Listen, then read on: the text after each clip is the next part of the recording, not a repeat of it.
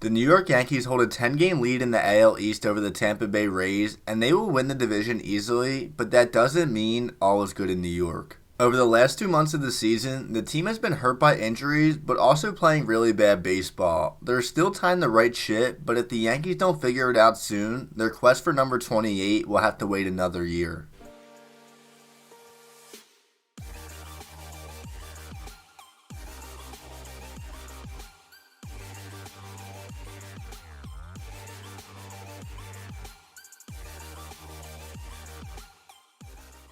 The New York Yankees started the 2022 season on fire, winning their first 12 series of the year before losing 2 of 3 to the Chicago White Sox. Through the first 69 games of the season, the Yankees were 51-18 and were tied for the third best start in club history, ironically with the 1928, 1939, and 1998 teams, all of which won the World Series that year.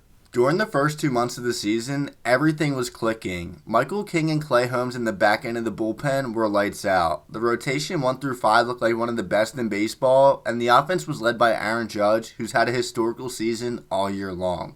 They were playing such good baseball. Not only were the 2022 Yankees drawing comparisons to the 1998 Yankees, but many people were debating if they could break the MLB single-season win record, and at one point, they were on pace to do so. Since June 18th, however, in their last 53 games, the Yankees are 24-29. Every team goes through bad stretches, but the Yankees have been playing bad baseball now for 2+ months, in part due to injuries.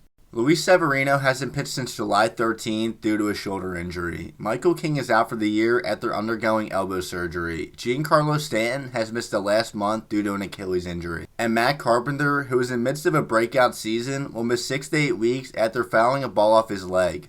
Their play since the second half of the season started hasn't gotten any better, and since the All-Star break, the team is 9-17, and only the Detroit Tigers and Pittsburgh Pirates have a worse record. On top of that, some of their key contributors early on in the season have fallen apart. Clay Holmes looked like the nastiest relief pitcher in baseball, but everything has fallen apart in the second half. He's already allowed more earned runs in the second half than the first half and 36 fewer innings. Gleyber Torres is another example. He posted an 809 OPS in the first half, and in 24 games since then has a 535 OPS and is hitting below 200. As I mentioned before, the AL East crown is New York's, but their goal wasn't to win just the AL East, but a World Series, and at this point right now, this is not a World Series contending team.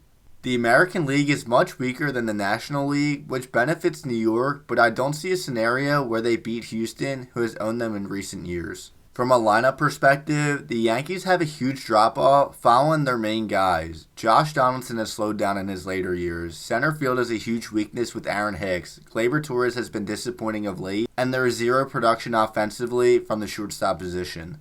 The rotation is completely different without the presence of Luis Severino, and it looks like the loss of Jordan Montgomery, who they shockingly traded at the deadline, could hurt them down the road. As for the bullpen, they need Clay Holmes to get back to being the guy he was earlier in the season when he returned from the IL.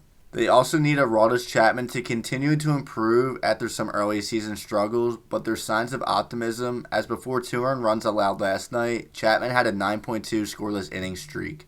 To wrap it up, the Yankees are 3-11 in their last 14 games, but are coming off a huge walk-off win last night against Tampa Bay to avoid the sweep. A comeback and walk-off win like last night can carry momentum going forward, but only time will tell if that's the case.